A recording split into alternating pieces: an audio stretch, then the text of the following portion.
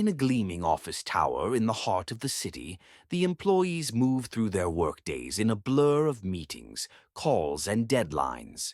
But amidst all the hustle, there was one figure who went unnoticed by most: Greg, the janitor. Greg had been working in that office building for over a decade. Every day he quietly went about his duties, mopping floors, emptying trash bins, and ensuring that the place stayed pristine.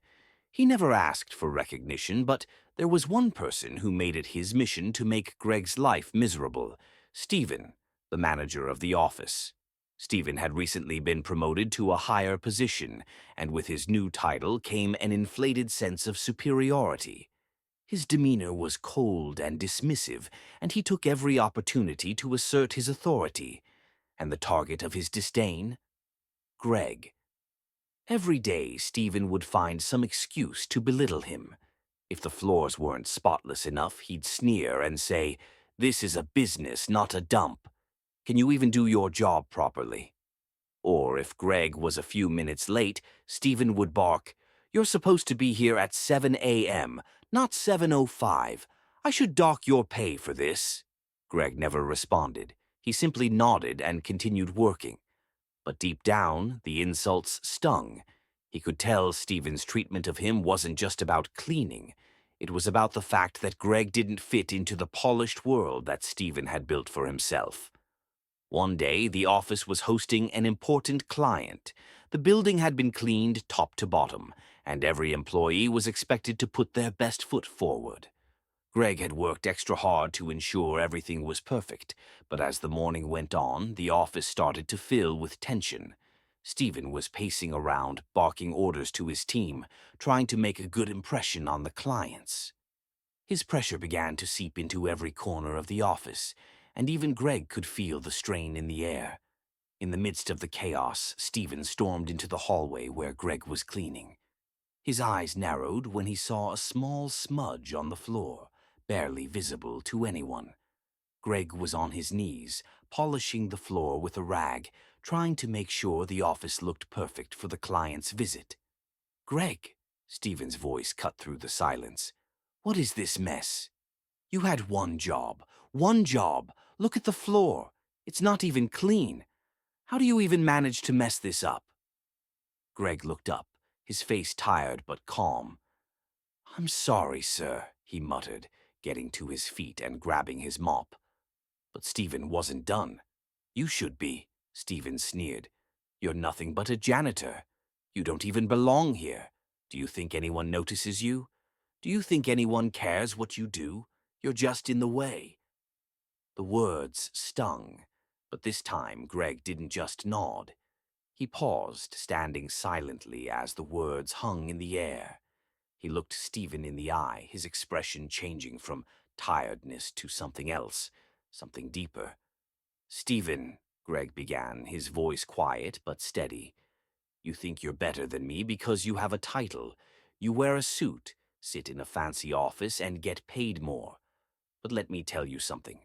You wouldn't have this building, this office, or this job if it wasn't for people like me. I might clean the floors, but I make sure you can walk through them without slipping.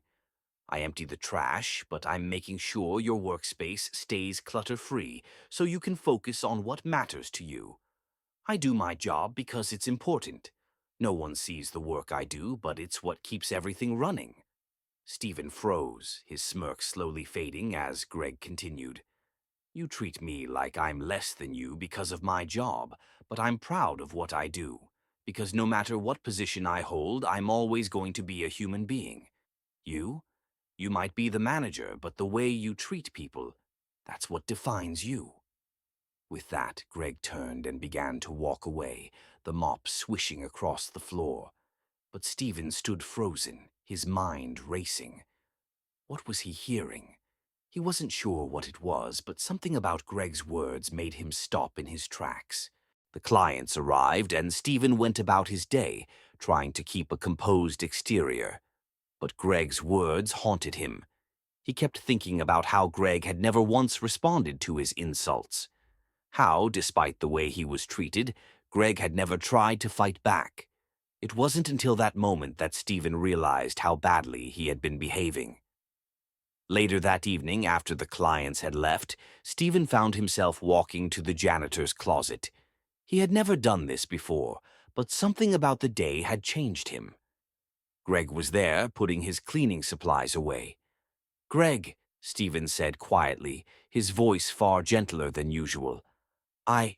I want to apologize. I've been treating you terribly, and I've been disrespectful. I've been so caught up in my own little world that I forgot something really important." Greg looked up, surprised, but didn't say anything. "I've realized that I've been looking down on you, but I shouldn't have. Everyone's job matters, and without you this place would fall apart." "I've been wrong, and I'm sorry," Stephen said, his voice full of sincerity. For a moment there was silence. Then Greg smiled softly. "You know, Stephen, it's not the title or the position that makes a person. It's the way you treat others that defines who you really are. I hope you'll remember that." Stephen nodded. He hadn't just apologized because he felt guilty. Something inside him had truly shifted. He wasn't just a manager anymore. He was a person who had a responsibility to the people around him, whether they wore a suit or cleaned the floors. The next day, Stephen walked into the office with a new mindset. He greeted his team with a smile, asked about their well-being, and even took time to thank Greg for his hard work. He realized that success wasn't just about climbing the corporate ladder. It was about treating others with dignity and respect, no matter their position. And from that day forward, Stephen never looked down on anyone again. He knew that true leadership came not from power, but from empathy, and that everyone, no matter their job, deserved to be treated with kindness. Respect isn't defined by titles or positions. It's about how we treat others. No matter what job someone has, they deserve dignity and appreciation. A true leader is someone who values everyone around them, regardless of their role, and understands that success is a collective effort, not a solo endeavor. Treat others the way you want to be treated, and you'll build a more positive, productive environment for everyone.